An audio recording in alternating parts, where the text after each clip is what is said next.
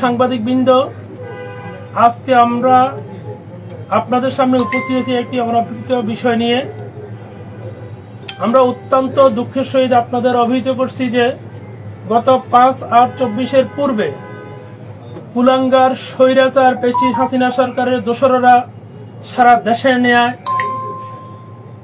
গত 17টি বছর ফেনী জেলাতেও সর্বক্ষেত্রে বিএনপি, যুবদল, ছাত্রদল, শ্রমিক দল, কৃষক দল, তাঁতি দল এবং অঙ্গ ও সহযোগী সংগঠনের সকল পর্যায়ে নেতা কর্মীদের উপরে যে নির্যাতনের স্টিমরোলার চালিয়েছে, তার এই ধারাবাহিকতায় গত 24শে জুলাই মাসে বৈষম্য বিরোধী ছাত্র আন্দোলনের নিরস্ত্র ছাত্র জনতার উপরে তাদের সর্বোচ্চ স্টিমরোলার চালায়।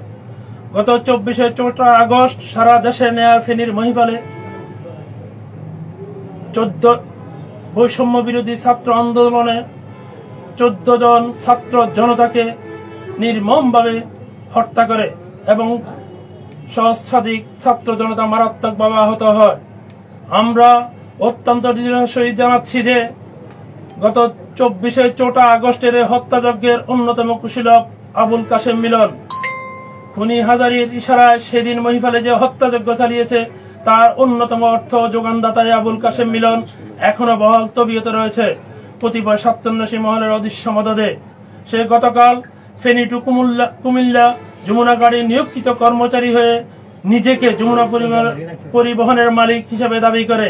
আমরা দৃঢ়তার সহিত জানাচ্ছি যে ফেনী টু কুমিল্লা যমুনা পরিবহনে তার কোনরূপ গাড়ি নেই। উপরোক্ত গত 17টি বছর আওয়ামী পেশি শক্তি ব্যবহার করে ট্রান্সপোর্ট এবং মালিকদের জিম্মি করে রেখেছিল। উল্লেখ্য, যমুনা ট্রান্সপোর্ট কর্তৃপক্ষ বর্তমানে তার এই অত্যাচার থেকে নিষ্কৃত পাওয়ার জন্য ফেনী টু কুমিল্লা যমুনা পরিবহনের সমন্বয় হিসেবে তার পরিবর্তে সাইদুর রহমান বাবুল এবং খুরশিদ আলমের সাথে যথাযথ প্রক্রিয়া চুক্তিনামা করে আনুষ্ঠানিকভাবে তা হস্তান্তর করে। এমত অবস্থায় এই চাঁদাবাজ মিলন বিনা কারণে আওয়ামী মদতপুষ্ট হয়ে বিএনপির নামে বিষোদগারে লিপ্ত। আমরা তার তীব্র নিন্দা ও প্রতিবাদ জানাই। সাথে সাথে আইন শৃঙ্খলা বাহিনীর প্রতি আমাদের আহ্বান, এই আওয়ামী সন্ত্রাসীকে অনতি বিলম্বে আইনের আওতায় নিয়ে আসার জোর দাবি জানাচ্ছি। আমরা প্রশাসনের সকল স্তরে আমাদের চুক্তিনামা পৌঁছে দিয়েছি। আশা করি প্রশাসন এই বিষয়ে যথাযথ ভূমিকা পালন করবে। আমরা আমাদের এই চুক্তিনামা আমাদের জেলা বিএনপির বরাবরে আমরা পাঠিয়েছি, জেলা বিএনপি আহ্বায়ক সদস্য সচিব বরাবর পাঠিয়েছি, আমাদের প্রশাসনের সর্বোচ্চ পর্যায়ে আমরা পাঠিয়েছি, সাংবাদিক বন্ধুদের কাছেও আমরা আমাদের এই চুক্তিনামা হস্তান্তর করেছি। আজকের এই অনুষ্ঠানে আপনাদের উপস্থিতির জন্য আমি আপনাদেরকে ধন্যবাদ ও কৃতজ্ঞতা জানিয়ে আমি আমার বক্তব্য এখানে শেষ করছি। মিলন এক সময়ের শ্রমিক নেতা ছিল। এই মিলন মহিপালে শ্রমিক নেতা ছিল। সে আওয়ামী লীগের গত 17টি বছর আওয়ামী লীগ যে দেশে যে পেশিজম চালু করেছিল, সে তার অর্থবিত্ত লোভে পড়ে 2018 সালের নির্বাচনের আগে সে আওয়ামী লীগে যোগদান করে তার প্রমাণ তার নিজাম হাজারী এবং আলাউদ্দিন নাসিম তৎকালীন জেলা আওয়ামী লীগের সভাপতি বিক্রম রহমান হাতে পুলের তোড়া দিয়ে সে আওয়ামী লীগে যোগদান করে। সেই চিত্র আমরা আপনাদের বরাবর হস্তান্তর করতেছি।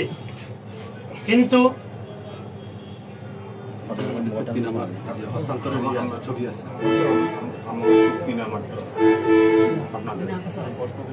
খুরশিদ ভাই বলেন তো, মিলনের বাড়ি কোথায়?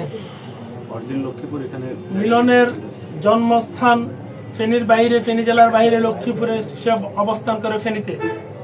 আচ্ছা খুরশিদ ভাই, আপনি যেটা বলছেন লিখিত বক্তব্যে মিলনকে বলছেন যে সেই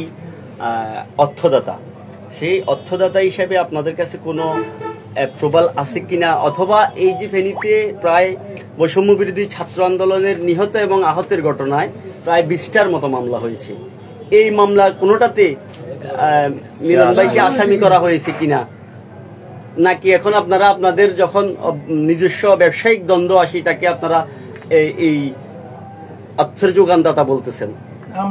আমি প্রথমে আপনাদেরকে বলেছি যে আমাদের মিলনকে যারা আশ্রয় প্রশ্রয় দিয়েছে, এটা আসলে এই আমরা সর্বোচ্চ পর্যায়ে আমাদের নেতৃবৃন্দকে, আমার জেলা শীর্ষ নেতৃবৃন্দকে জানিয়েছি কি করে মিলনে এই হত্যা মামলা থেকে বেঁচে যায়।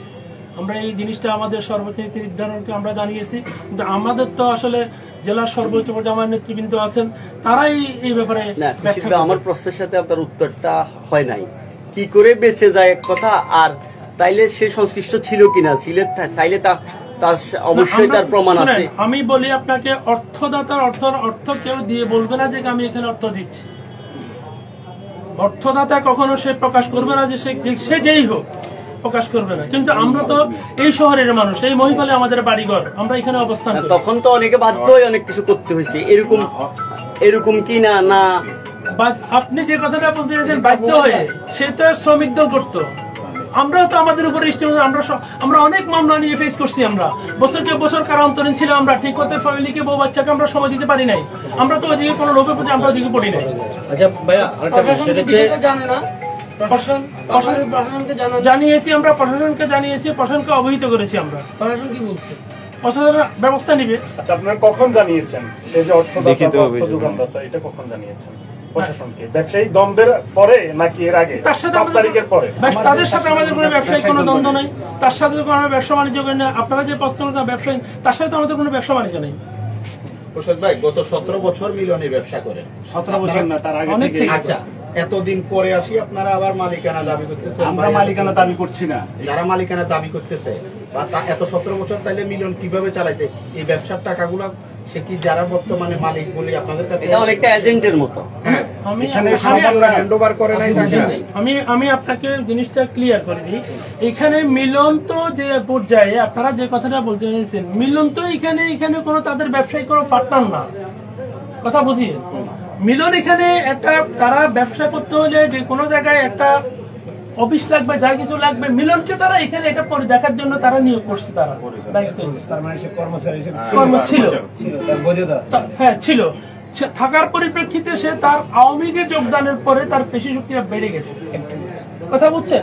বেড়ে যাওয়ার পরে মালিকদেরকে মালিক মনে করতে না, নিজে মালিক অনেক ক্ষেত্রে দাবি করে বসে থাকে, যেটার পুনরাবৃত্তি সে গতকালকে করছে। সে বলতে চাইছে কি, তার 7 জন মালিকের সে একজন মালিক।